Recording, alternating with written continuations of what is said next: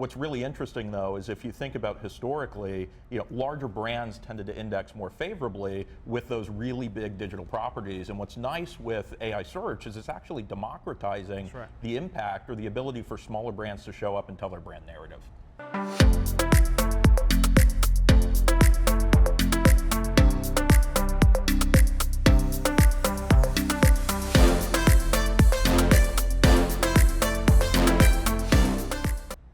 I'm John Jannarone, editor-in-chief of TechEdge. Still be back here at Times Square, Nasdaq MarketSite. We've got a big announcement. We have CEOs of two companies announcing a big partnership. We have one, Erik Carlson, president and CEO of Notified. He was with us last year. He's since been promoted to CEO. Congratulations, Erik. Thank you. We also have James Cadwallader, CEO of Profound. Gentlemen, welcome to the program. Thank you. So let's talk about the big news. Tell us about the partnership. Erik, James, who wants to kick it off? Yeah, I'm happy to jump in. And John, it's great to be back here at TechEdge.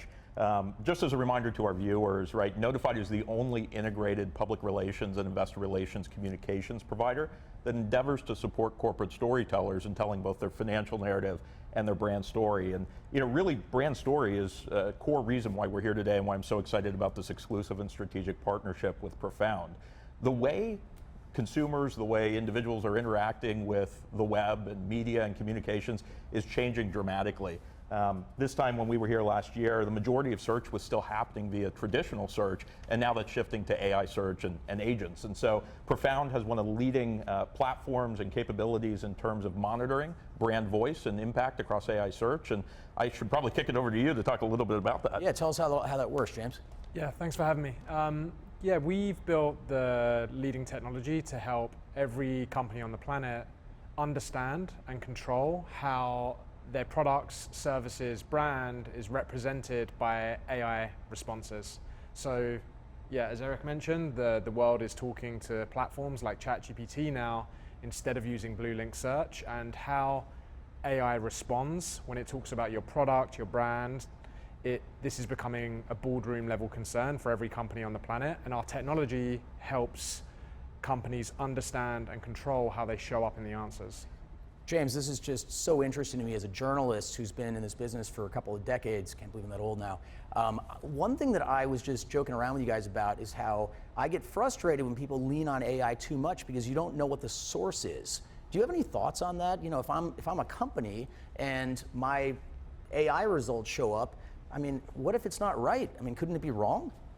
Well, yeah, I think this is the interesting question, is that these AI answer engines like ChatGPT don't inherently just know the answer to every question. So typically what they will do is go and crawl the web.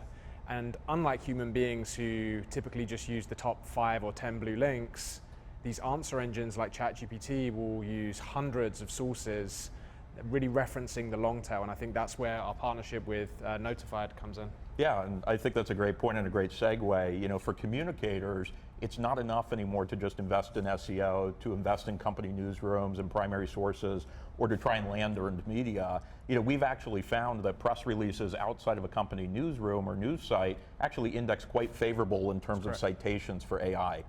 And so what we're really interested in doing is bringing the power of what Profound is doing and indexing those citations, showing you what the sentiment is around your brand and how the AI agent or AI search is actually sourcing that context, and completing a loop in a closed loop fashion back to PR professionals so that they know if they send a press release out, that press release was actually cited as part of the ingestion for that AI search engine. Wow, so you can actually see that the press release made an impact on the AI results. And I think over time, the breadth of our partnership expands to actually creating press releases that are optimized for AI answer engines to retrieve, as opposed, necessarily just for human beings to read. That's so interesting.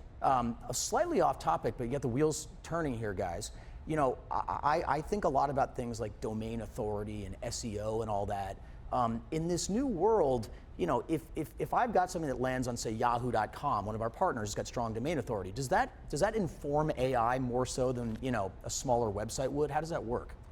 I think in traditional search, we've seen a fat head, long tail. So it was, as I said, the top 5, 10 blue links really controlled the narrative. Okay. With answer engines like ChatGPT, they use a much broader source of information. So I think really it's, we're seeing all kinds of examples of what we would typically consider small websites or,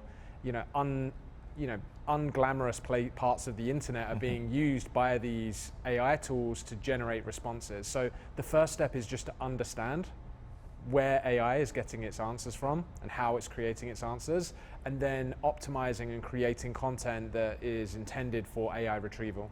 And that has a real impact on our audience and our customers, right? If you think about the job for communicators, particularly PR professionals, it's harder and harder to manage that brand narrative because you now have to go out to much larger or wider reach, as well as really have a command over where these AI language models are really sourcing or citing information.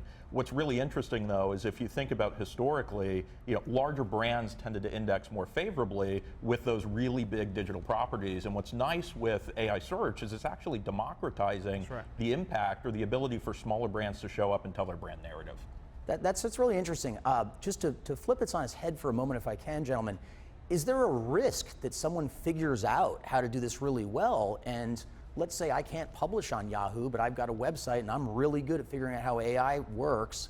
Couldn't I mess up somebody's narrative pretty badly if I wanted to sabotage them?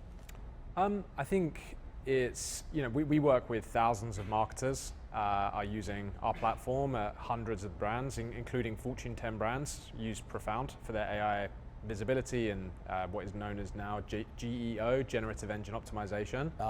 I think, of course, there will always be bad actors. There will always be players that try to arbitrage or kind of use tactics that are, unethical. But I think net, it's being used for good.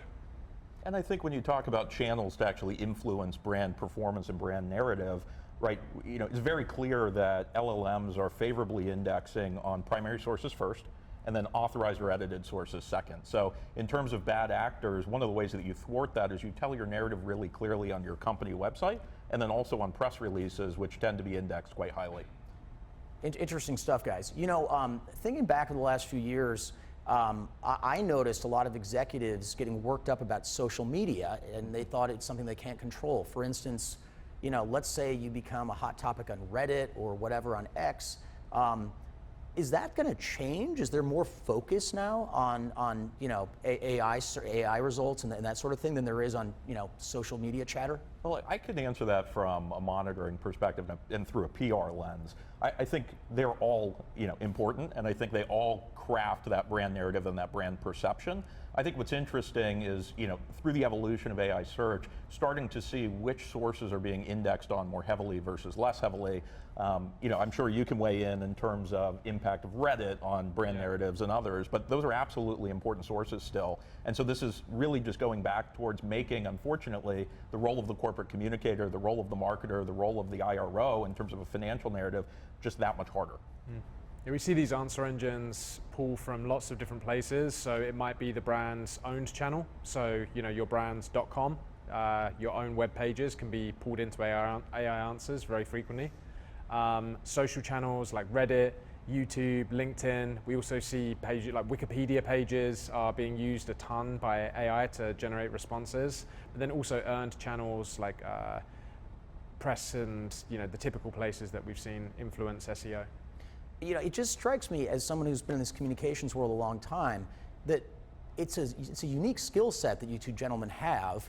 Are investor relations and PR firms going to need to start hiring more people who know how to do this stuff? I mean, I feel like this is a new world. I mean, the way the PR was done, even 10 years ago was pretty different, right? Yeah, in talking to our customer base and in talking to people out in the market, I think we're at a really interesting and exciting time. You somewhat liken it to technology curve of the internet. This is very similar in terms of disruption, but much faster, right? And so I'm a firm believer that those who understand how to harness the power of AI and do it well will be crowned the winners of the next generation in terms of technology and in terms of business. Great. You know what? I think we're going to leave it there, Erik. That was a perfect answer. James, Erik, congratulations on the partnership. This has been a terrific interview. Thank you. This sunny summer day here in New York City at Nasdaq MarketSite. I'm John Jannarone, Editor-in-Chief of TechEdge, signing off.